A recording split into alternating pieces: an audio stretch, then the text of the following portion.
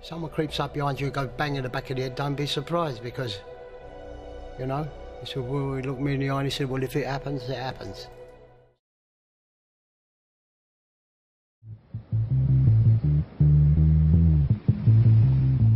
The county of Essex, northeast of London, once the land of open space and opportunity. By the mid-1990s, it had become a war zone.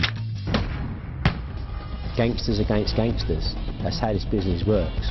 If you do someone a bad deed, they're going to come back and do you one. Gang warfare poisoned the dream as organised crime spilled out of London's East End into the fields, beaches, streets and nightclubs of Essex. We're talking guns, knives or whatever you need to win. There was going to be a war. It's a story that's now hit the big screen. But in this programme, for the first time, it's told by the men who had their fingers on the triggers. Just empty the gun into him and go bang, bang, bang, bang, bang. They reveal how sex, drugs and rock and roll fueled the fight for the new criminal frontier in the new towns of Essex. Evolution of drugs, evolution of music was always going to overtake us. It was just a flood of villainy with violence. And how 4 decades of vice and murder culminated in one of the most infamous gangland killings in underworld history. They were the worst of the worst. Couldn't afford to take chances with them. They had to go.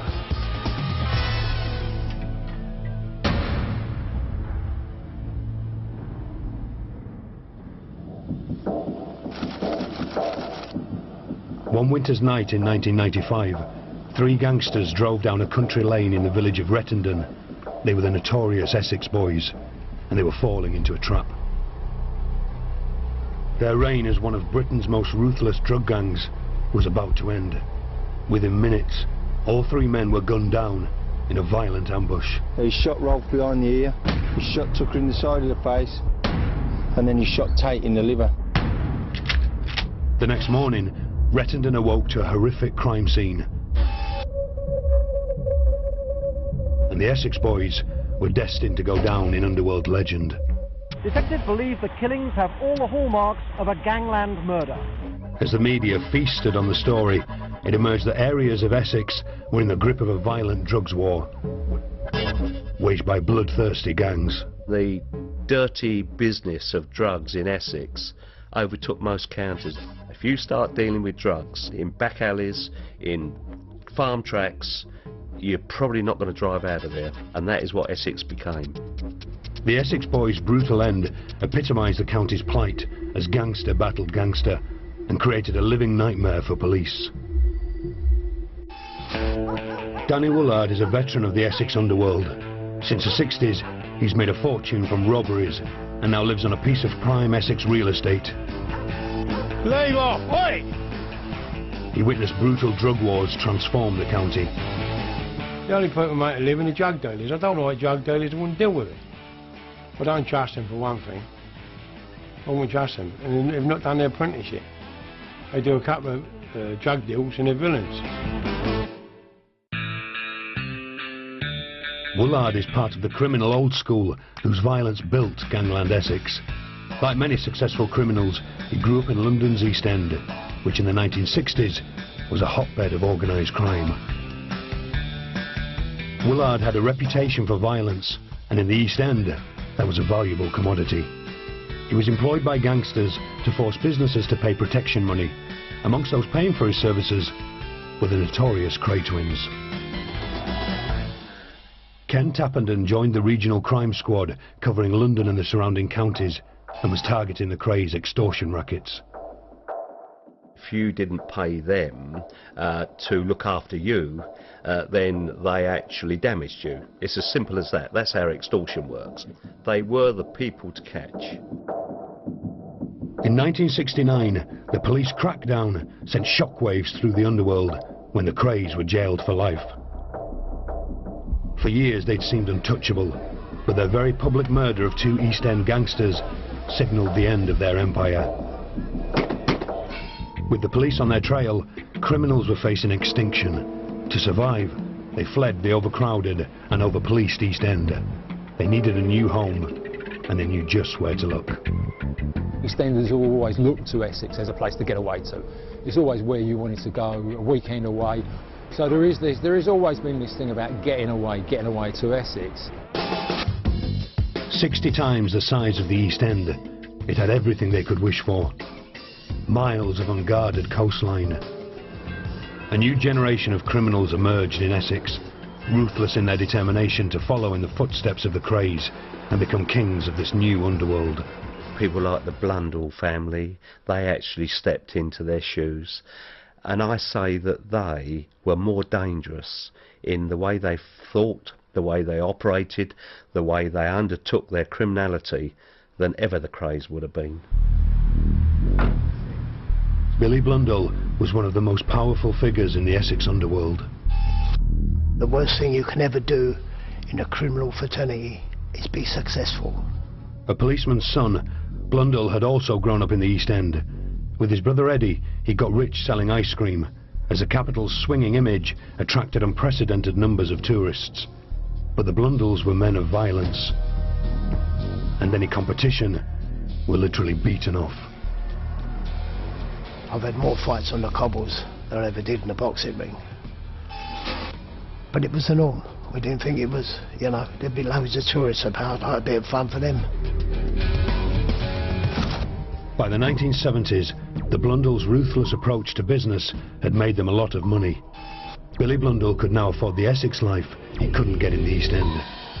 It was my dream to buy a small holding and build a house there and have a lake and stables, and that's what I did. I had my dream come true. Now that he had a foothold, Blundell was ready to expand his empire.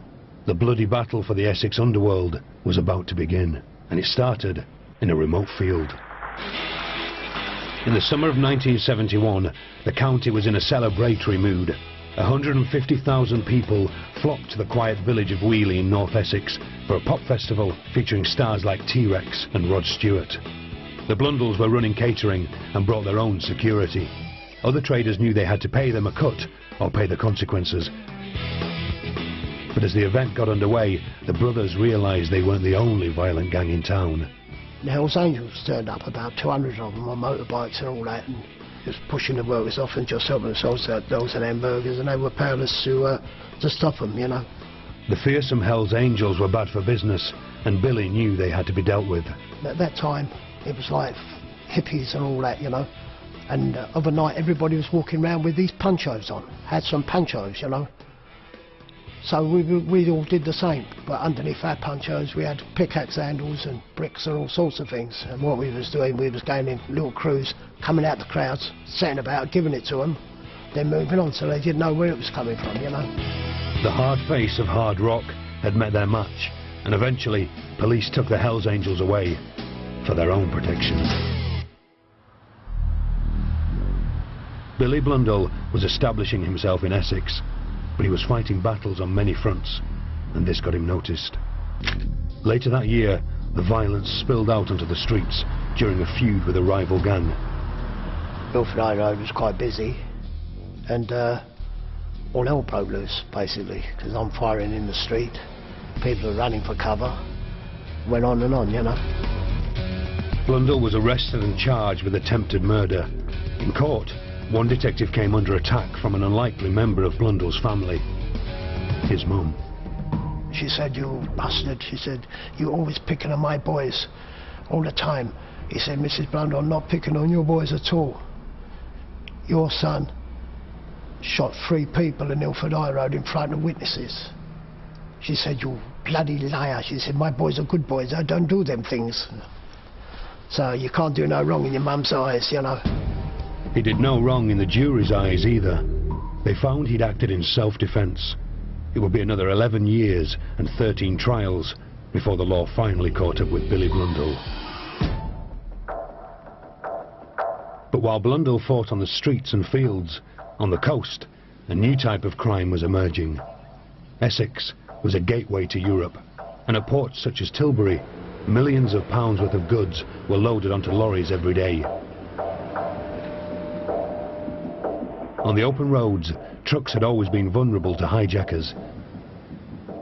Now, enterprising criminals bought farmland in the countryside and rented out barns for hijackers to store their stolen goods. The barns became known as slaughters because of the way the trucks were stripped to the bone. Lorry loads of whiskey, gin, whatever you wanted to say went off the roads, and that turned out to be the next area of crime. They run it into a slaughter and you wouldn't find it for months.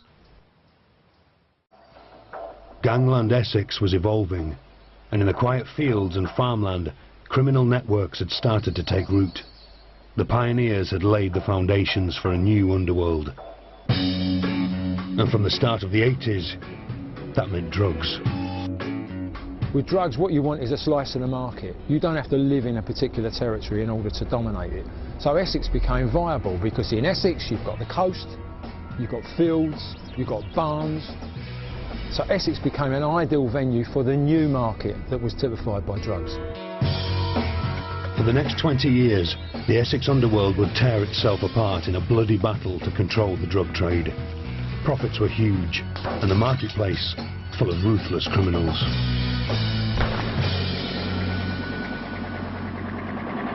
Billy Blundell now lives in rural Essex. He's a wealthy man and enjoys pottering around on his farm. Hello, boy. In 1983, shortly after appearing in a TV documentary, Billy Blundell was arrested on his Essex farm for conspiracy to manufacture amphetamines. The Crown said the drugs were worth nearly £1 million on the black market. They said Blundell was the gang's Mr. Big. The judge described him as an evil man. To this day, Blundell protests his innocence. I rented them a house that I owned, which they used. Although I knew what they was doing, I wasn't a part of their conspiracy. They got raided by the police, and the police put me up as the Mr. Big in the background. There you go, Prince Philip would have got found guilty. At Chelmsford Crown Court, Blundell got 8 years jail for conspiring to run an illicit amphetamine factory. So that was number 13. I'd had 12 not guilties on the trot over the previous 20 years. I was charged with attempted murder on a couple of occasions that I got out of. But all the things that I got found not guilty was, some of them were a little bit near the mark, so although I got 8 years for something I didn't do, I'm not too bitter because it's sod's law, I'm paying for yesterday. After the guilty verdict, speculation was rife. Why had Blundell purchased his Essex farm? An associate of the man who'd sold the farm had his own theory. Mr. Blundell wanted that house because it had a big garden with the lake in it, and he wanted that lake for drug smuggling. With other words, aeroplanes could fly over and drop the drug. This claim was never proven and is denied by Blundell. But one thing was clear: the demand for recreational drugs was booming, and for criminals, that meant big business.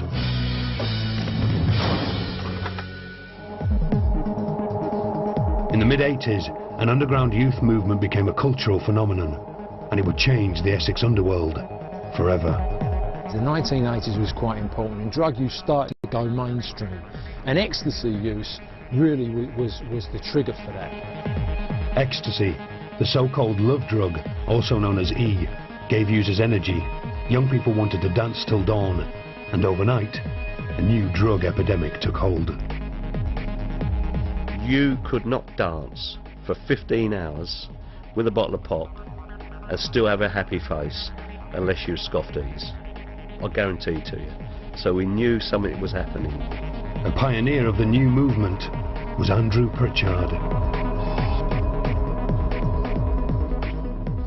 The rave scene came about in my very, very late teens, early 20s. A new music had emerged on the scene known as acid house, and a drug had emerged also called ecstasy. Pritchard began staging illegal parties which attracted thousands of people to warehouses and open spaces in London and Essex. He didn't pay for the premises, he just turned up, took over and charged admission. While he didn't provide the ecstasy, Pritchard knew his events depended on the drug.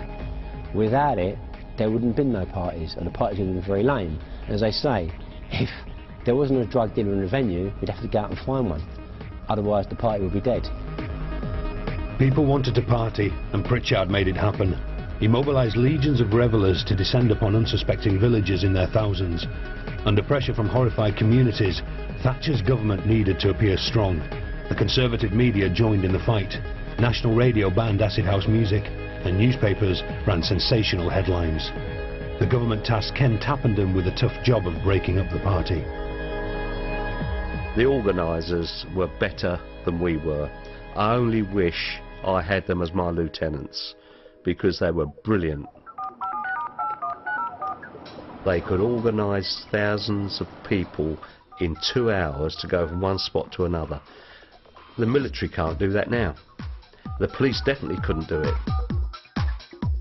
Broadcasting on pirate radio and using newly available mobile phones, Pritchard kept one step ahead of Tappenden's pay party unit. Essex was ideally situated for the raves.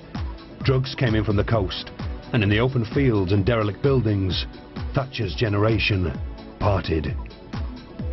Pritchard's illegal events company, Genesis, was going from strength to strength. The admission would be between £10 and £20 a ticket. You could probably, out of a good event, maybe take 70 to 100 grand in a large warehouse. By the age of 22, Andrew Pritchard had made his first million. It was a MTV pop-style lifestyle. It was great. The cars, you know, the clothes, the jewellery, the women, you know, you had a great life. And, you know, every 21-year-old wants to do that. But you couldn't make this kind of profit without the underworld taking notice. And in the 1980s, armed robbers began to realise there were easier ways of making money than holding up banks. They knew that if they carried on armed robberies, they're going to get banged up, they're going to get shot on the plot. To avoid police marksmen, robbers looked for a softer target, and raves were easy pickings. You didn't see a bank robbery all the time you had acid parties. Never. You didn't have to. If they could go to half a dozen parties on a Friday, Saturday night and walk off with a couple of £100,000, as they did, easy money, isn't it? Pritchard was taking massive amounts of cash, kept not in vaults and safes, but bin liners and sports bags. Back then we were wide open, basically. We were vulnerable to all sorts of undesirables. So the choice we had to make was to get the right people to protect us and work with those people in order for our parties to succeed. The raves were illegal. Pritchard couldn't go to the police or legitimate security firms, so instead he looked for people with violent reputations. They weren't hard to find. West Ham United was the traditional football club of the East End. For the displaced Londoners in Essex, Upton Park Stadium was a symbol of their old heritage. It's peaceful nowadays, but in the 1980s, it was under siege. Every weekend, rival firms of football hooligans orchestrated violence on the terraces. With long-term hooligan Carlton Leach at its heart, West Ham's intercity firm, or ICF, were the most notorious. Football violence was nothing new, but the ICF were different. Embodying the spirit of the age, they were upwardly mobile and ambitious. They were once described as Thatcher's eagles. You want to be the best, don't you? We all want to be. You want to be tops in life, whatever it is. They were incredibly sharp and entrepreneurial, and they saw this as an opportunity. Rather than whacking other football fans at the weekend for nothing, they thought, well, if we're going to use muscle and we're going to use reputation, we might just as well get paid for it, which is what they did. The ICF soon evolved from football hooligans to security entrepreneurs, bouncers and doormen. In the decades that followed, some of them would help to bring violence and bloodshed to gangland Essex. But in 1988, rave organiser Andrew Pritchard simply wanted to protect his profits, and Leach was about to get a piece of the action. There was a rave thing called Genesis, and did we want to do the supply and security for it? £250 a night. What? Leach already had a part-time job as a doorman, but he'd never seen anything like the raves. Because we was used to sort of like 100, 200 people in a club. You get quite a lot of trouble when it comes down to drink. And then we're in a warehouse and there's like thousands of people queuing up, people coming in, and it was like Just madness. The architects of the love drug culture were now in bed with men of violence. As far as Tappenden was concerned, Pritchard and his friends were in too deep. They weren't hard men, they were Jack the Lad. They'd been to Ibiza, they'd stripped down, not worn a shirt for 3 months, liked a bit of money, got with the girls, had a few drugs. They weren't villains, but they were mad to carry on with it, because when the gangsters got into it, you knew then that we were in big trouble. As profits soared, the ICF tried to take over and began to demand an ever-increasing share of the proceeds. We started off on wages, and then they decided to give us a cut because it was getting so busy that we got a percentage of the door. In Leach's view, this wasn't extortion, simply an arrangement that worked for both parties. To bring us on board as a partner was quite a clever move by Andrew and the boys, because that made us part of it. So you're not going to destroy your own thing, you're not going to ruin your own thing, and you're now part of it. I think it was like quarter partners or something like that it worked out, so whatever it was, but you're not going to mess up your own thing. There's a very fine line between security and extortion. It's very, it's a difficult line to draw between actually you pay me for stopping trouble in your club, or if you don't pay me, there will be trouble in your club. We kind of inadvertently had brought back the protection rackets through the parties. Extortion, in actual fact, in enforcement became a business again. Tappenden believed that firms like the ICF had also muscled in on the drugs trade at the events. You're never going to argue with 10 real good bouncers who are good villains, GBH merchants, attempt murder merchants. You're not going to argue with them when they got a Rottweiler dog on the end of a leash. The rave scene was descending further and further into the underworld. Tappenden now had Pritchard firmly in his sights. If he mixed with gangsters, he had to be taken down.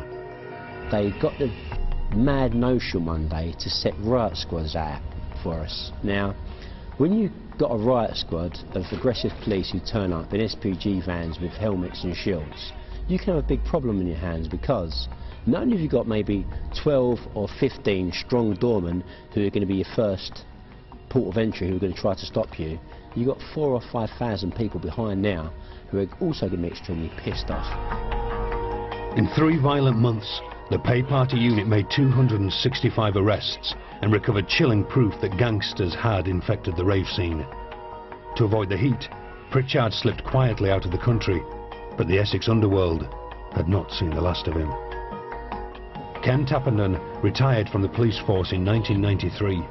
The war on drugs had been his last stand. He always felt it was a losing battle. You never win. Why on earth I turned out 600 policemen some nights, I don't know. Evolution of villainy, evolution of drugs, evolution of music was always going to overtake us. All we did for a while was put the sandbags across the door, and when you took that off, it was just a flood of villainy with violence. In the 1990s, the underground rave scene exploded onto the mainstream stage. While the government introduced new laws to tackle the warehouse parties, giving police the upper hand, new licensing laws meant Essex nightclubs could stay open late. Keen to cash in on the music's popularity, clubs began to stage legal rave nights of their own. But with raves came drugs, and with the drugs came a bloody gang war. The battlefield would be Basildon, the new town that 50 years earlier had embodied optimism and a bright future. It was this town that gave birth to a gang destined to go down in underworld legend as the infamous Essex Boys. Their leader was Tony Tucker, a security entrepreneur who, like Carlton Leach and the ICF before him, controlled the drugs trade as gatekeeper to the ecstasy-fueled raves. Tucker supplied security for popular Basildon night spot Raquel's. His head doorman was violent offender Bernard O'Mahony. He knew Tucker's dealers and allowed them into the club. Obviously at the front here you'd have all the doormen. They might pretend to search them if the police were here or management were here, and then let them upstairs to sell their wares basically. Tucker's approved dealers could operate without interference. And now that drugs, not alcohol, fueled the party, violence became a rare occurrence, which meant the authorities stayed away. The police just left us to it, really. They used to drive by and wave and, all right lads, and there was no trouble at all, you know what I mean? We were just left to our own devices, you know what I mean? The lunatics took over the asylum, you know what I mean? The dealers were getting rich and paid Tony Tucker handsomely for protection within the club. Tucker had quickly become a powerful player and believed he could control the new Essex rave scene. With his newfound wealth and status, he bought expensive property in rural Essex and rubbed shoulders with celebrities. He was personal minded to middleweight boxing champion Nigel Benn. The other two members of the Essex Boys were brutal henchman Craig Rolfe and ambitious villain Pat Tate, a giant with a big personality and a huge ambition. He was awesome, a big man, 6'4", good-looking man. He had loads of character, charisma. Yeah, you could just had everything that anyone wanted. Do you know what I mean? But entrepreneur Tate always wanted more. Tate was this big monster, and he was saying to Tucker, you know, forget selling pills in clubs. You're only making a couple of grand a week, or this. He said, I can make you big money. The Essex drugs market was huge. Ecstasy use was more widespread than ever.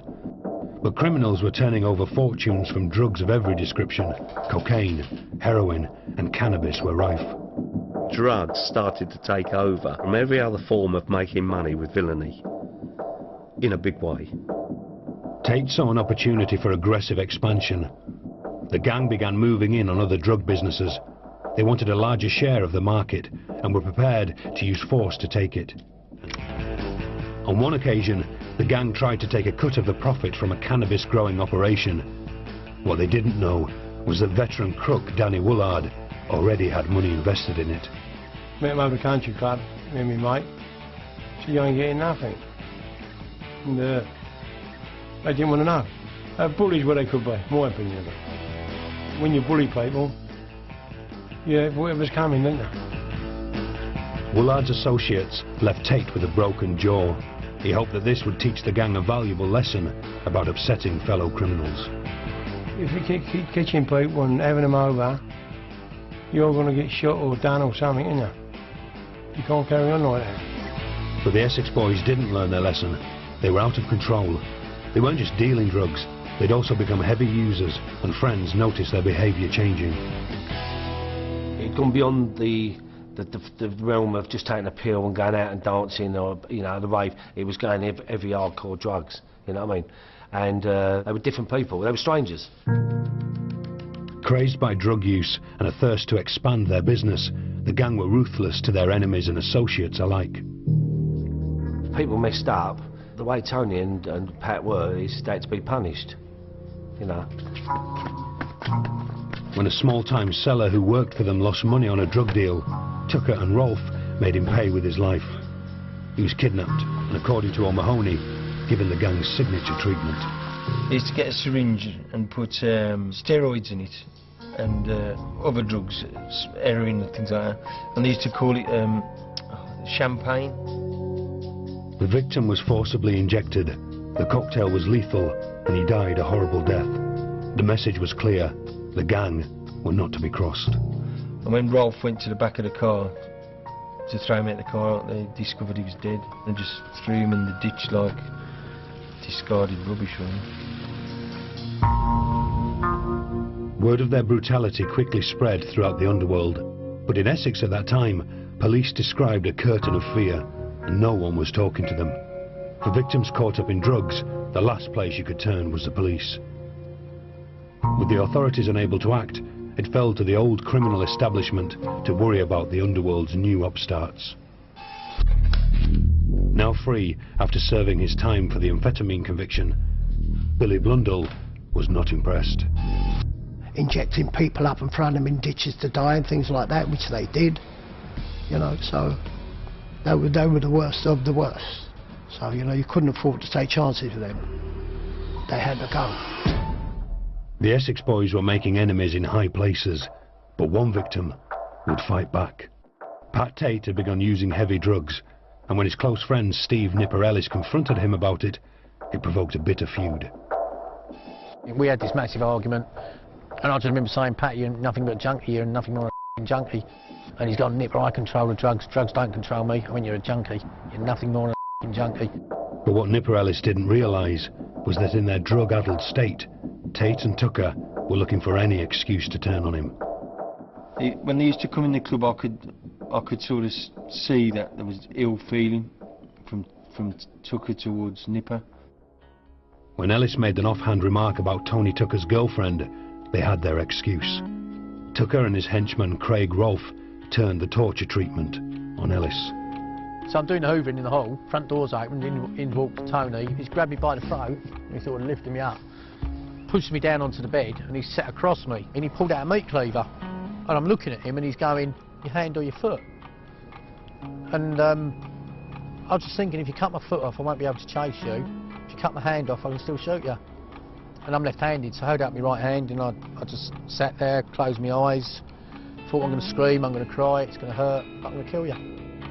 Tucker allowed Nipper to keep his hand, but he left the flat with many of his belongings, while Rolfe wiped excrement over the walls. High on drugs, the gang had become monsters. In the days that followed, the gang decided they had let Ellis off lightly. Tucker and Tate told friends they now planned to torture and kill him.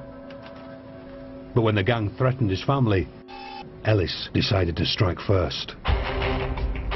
He went to Pat Tate's Basildon home to murder his former friend. Come up into his back garden, I had the handgun, and I just thought, I'm going to shoot him, simple as that, I'm going to shoot him. Picked a rock up, threw the rock through the frosted glass. As the glass broke, there was Pat, and he's having a shave, and he's looked like that. What had happened is the gun hadn't fired properly, it had gone click, click, bang, and the third bullet hit him in the arm. All I could hear was screaming, and Pat was on the phone going, please, please, I've been shot, I've been shot. Ellis escaped, and Tate was taken to hospital. But the Essex boys had been attacked, and wouldn't take it lying down. They drew up a plan to lure Nipper Ellis to the hospital, promising a truce. Tate hid a weapon in the bed sheets, and waited for Ellis to arrive. But fortunately for Nipper, and unfortunately for Tate, fortunately for everyone else, a nurse making up Tate his bed found the gun, called the police, and he was recalled to prison. Pat Tate had been on parole for a robbery, but possessing a firearm breached his conditions, and he was sent back to jail for 18 months. Tate refused to give evidence against Ellis, but the gang had threatened his family, and Ellis's war with the Essex boys was only just beginning.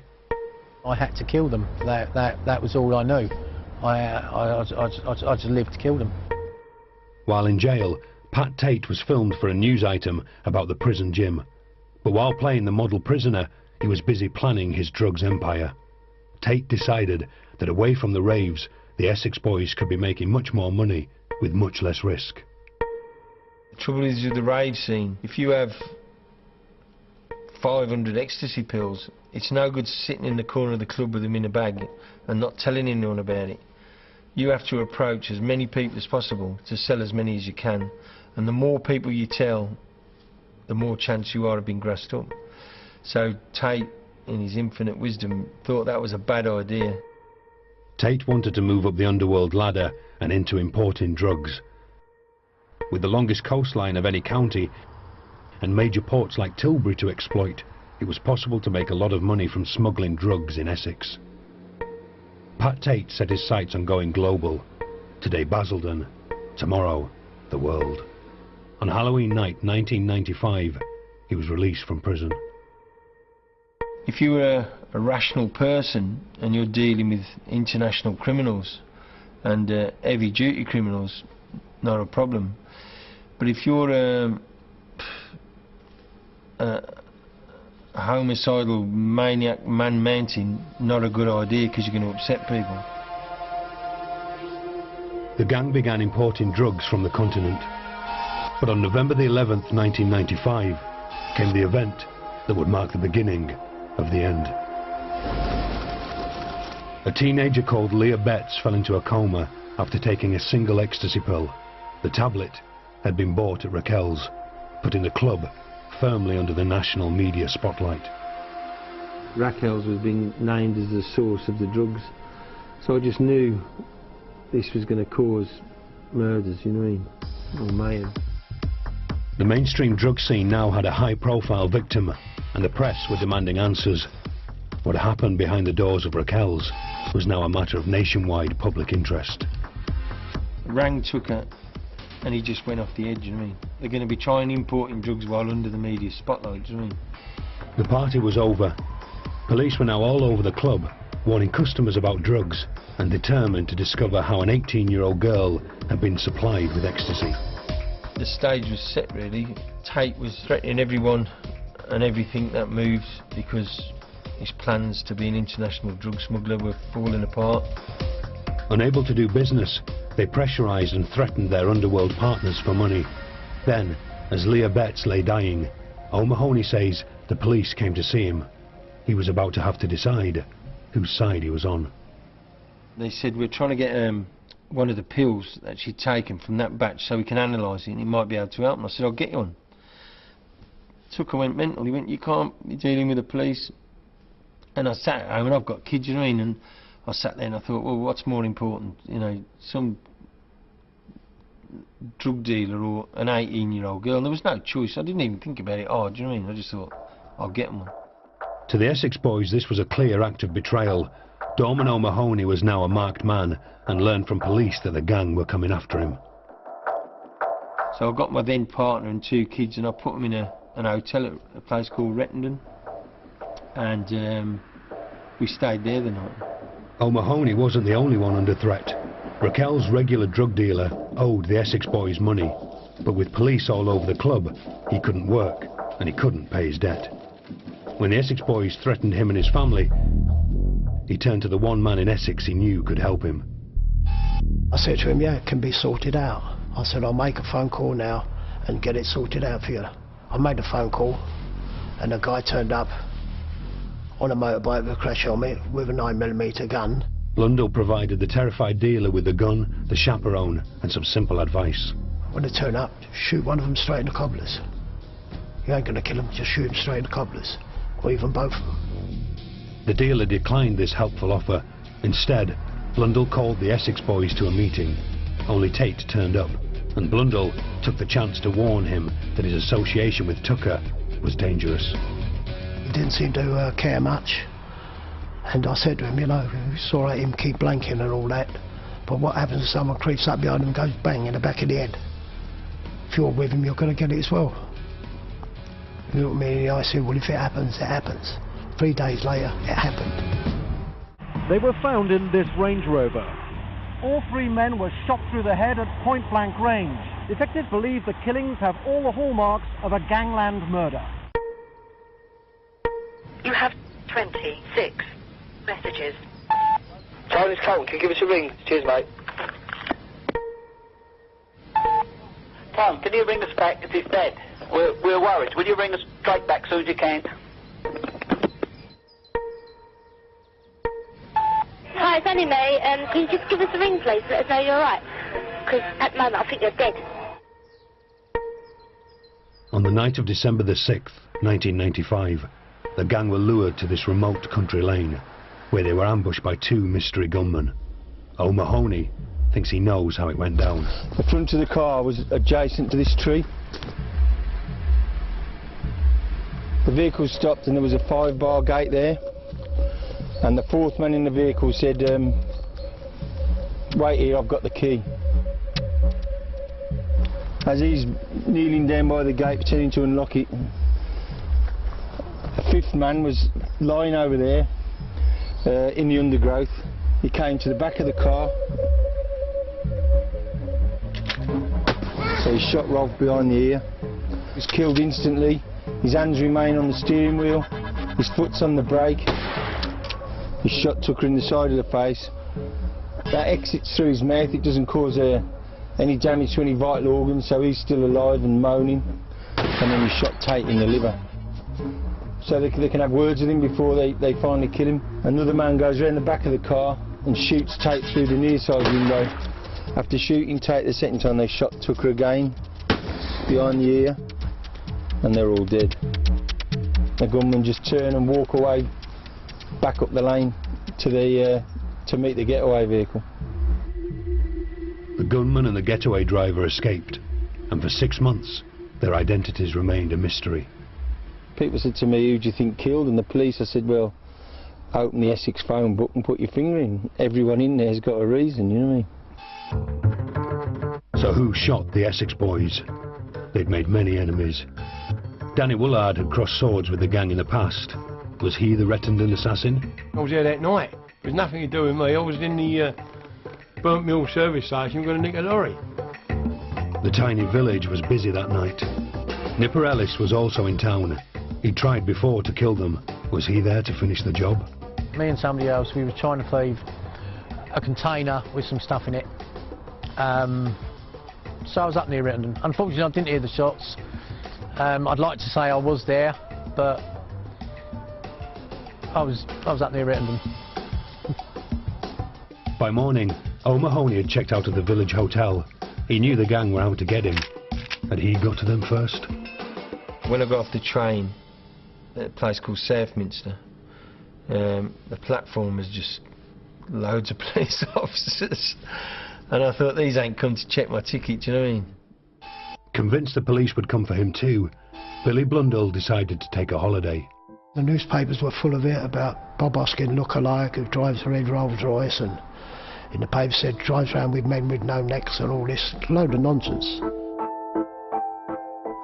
But the police didn't come for Blundell. In fact, all 4 men are innocent of the murders. Someone else killed the Essex boys. In May 1996, police were handed a breakthrough when a suspect in a drugs raid turned informant and claimed to be the getaway driver. On his evidence, Michael Steele and Jack Womes were convicted of murdering the Essex boys. Steele had been a big-time drug smuggler, one of many people the gang had threatened. Womes was his accomplice. The 2 men are now serving life sentences, though the underworld believes that the authorities have the wrong men. They didn't do it. You know, the guy who put them there had something to gain by doing that. So... It wasn't them. They were innocent men, mate. They were innocent, believe me. I know who was there that night, and I know they weren't there. Veterans of the Essex underworld know to stay silent, but they also hope that with the gang gone, Essex could look forward to a brighter future. It's sad that 3 people died, but whoever did it, you know, did the world a favour really, because they were intent in killing me and killing other people. So good riddance to bad rubbish, really. 15 years on from the fall of the Essex boys, Billy Blundell believes the county is worse than ever. He's retired from crime and now runs a boxing gym, hoping to keep kids off the streets. When he thinks things are bad, you know you're in trouble. A lot of these young kids run around with guns. We really shouldn't have a bow and arrow in their hands, let alone anything else, you know. And as for Essex, the land of opportunity, it continues to be plagued by drugs. In 2004, £100 million worth of cocaine was smuggled through Tilbury docks. The man the authorities suspected, the man charged with Britain's biggest ever cocaine bust, was Andrew Pritchard. If convicted, Pritchard faced 40 years in prison. Though he admits to a lucrative career as a smuggler, he denies he ever smuggled cocaine. He has always claimed he was set up by customs and excise. After 2 trials, he was acquitted of all charges. Though he spent 18 months on remand, for an entrepreneur like Pritchard, everything is an opportunity. He has written a book, and a film about his career is underway. By cashing in on his past criminal career, Pritchard is not alone. The Rettendon shootings have spawned 3 feature films and several books in just 15 years. The old kings of the underworld are swapping their guns for their pens, to the despair of police. I thought the only way I can have my say is if I put it in my own words, and that's why I started writing, and I see no harm in it. I mean, if the police don't like the books, the best thing to do is stop reading them, you know. The entrepreneurial spirit that built Essex is building the legend of the Essex underworld. The Essex boys have entered criminal folklore, but one man wishes he'd killed the men before their legend was born. Yeah, I do wish I killed them, and that is something I'll probably take to my grave, the fact that I didn't kill them. And the fact that I can't stand here and say, yeah, I did kill them, and I killed them slowly, and I tortured to pieces of shit. They got off light for what they done to other families. I hope I meet up with them in hell.